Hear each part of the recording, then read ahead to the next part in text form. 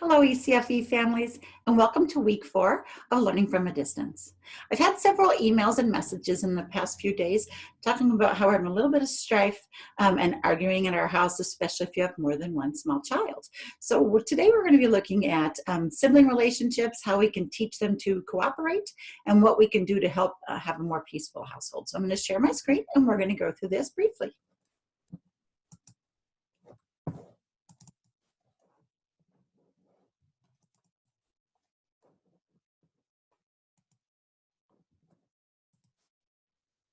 All right. So, as many of you know, if you have siblings of your own, siblings are both your very first friends and your very first competition. Here's a little bit of a picture from this past summer of my two grandchildren, Nathan and Charlotte, who, just like probably if you have siblings at your house, they play together wonderfully until they don't. And then it tends to be very loud for everyone involved. I saw this post on Facebook yesterday, this quotation. Y'all, it says, pray for moms of boys during this quarantine, of which I have 3 sons, so I could completely relate. There are no tea parties, sidewalk chalk art, or quiet time playing with dolls for us. It's straight up WWE SmackDown in our house. On the left, you see a picture of those are my 3 sons and my daughter. They're laughing now because now they're adults. They really are all very good friends. They were very good friends growing up. That doesn't mean that there wasn't times where there was a bunch of wrestling happening at our house. So we will talk about how we can help avoid that and how we can make sure that people are treating each other respectfully and appreciating how everyone belongs in our families. So why are your kids fighting? So we do know that during times of stress, which this COVID-19 quarantine is a time of universal stress, children might show their anxiety through acting out or having more aggressive behavior.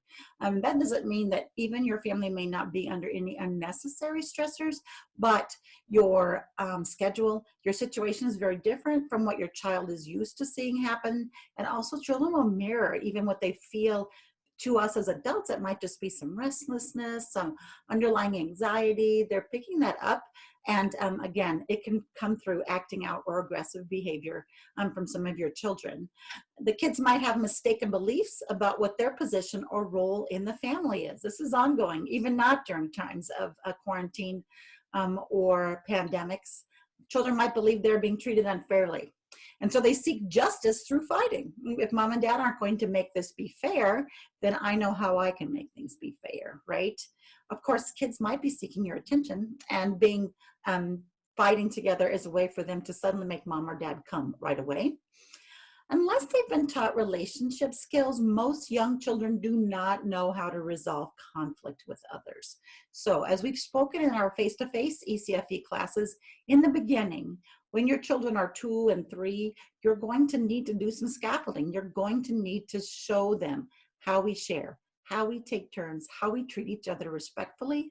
A lot of it is modeling, but some of it is deliberately teaching, sitting down with your siblings or your child with a play date. Once we go back to being able to have play dates, and deciding this is exactly how we can be respectful or take turns together. Now, after your child is usually 3 or 4, remembering every child develops a little bit differently here with these social skills, your child may be able to somehow work to find a solution. So right away, if siblings are fighting, your children are a little bit older, I would maybe give them a second or two, as long as no one is being physically threatened with harm, to see if they can find a solution and work it out. You may even just sit nearby so they can see that you are trusting them to find a solution, but you are nearby if they need some help with that, all right? Finally, children might be bored or either seeking or trying to avoid stimulation simply because they're bored and there's nothing else to do for them right there.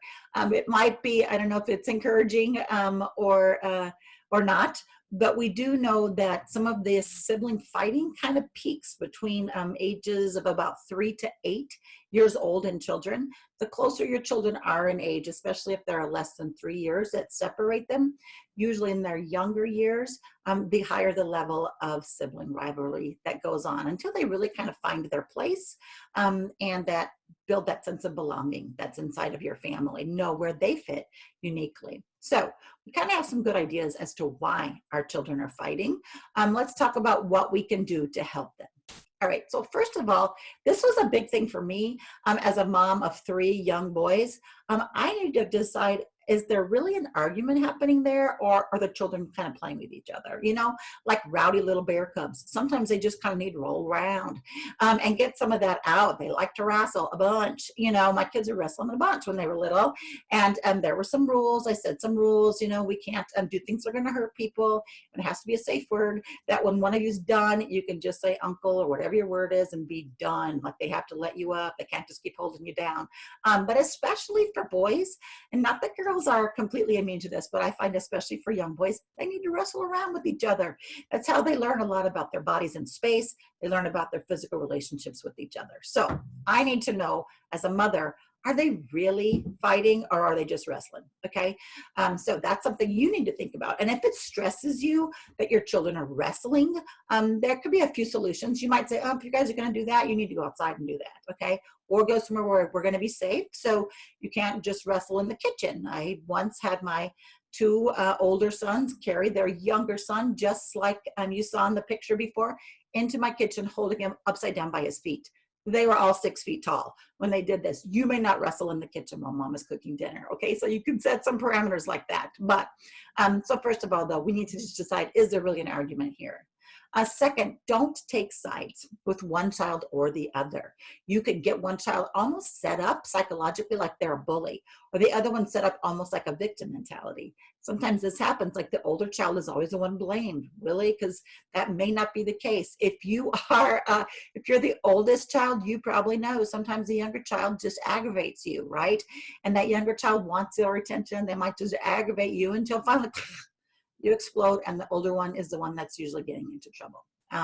The younger one, always thinking he needs mom or dad to come and rescue him or her, is getting kind of set up to be the victim always here. They don't always need you to come and rescue them. Sometimes you can teach them to speak up for themselves, to speak respectfully to each other, and to figure out solutions. But if you do choose sides, you're sort of playing into the fact that they need to compete for your attention. One way that you can approach arguments is to give both of them a choice. You can find a way to take turns with this toy, or the toy is going into timeout until you can find a solution, okay? Sometimes that helps. Then children are more quickly ready to find a solution once they realize that no one's going to get to play with the toy if they can't work together. Especially with our younger children who are sometimes still struggling with words, let's help them describe what their perspective is and find a compromise. There are many times when my children would come to me with something. You could just hear the tattling in both voices. And I would honestly just kind of do a little play pretend with them and be like, all right, here I am. I'm the judge. I need to hear your case. So you, boy number 1, may speak your case. Tell me what happened according to your perspective. Boy number 2 may not speak, only boy number 1, and he can tell me his whole story. And now, boy number 2, what is your perspective? What do you see that's happened? Again, he tells us the whole story.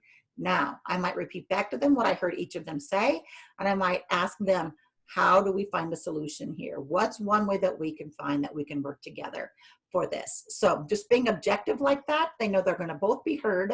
And sometimes as they're listening to the other child, they might hear the other child explain something that they were not completely aware of. And that certainly may help just to fix the conflict.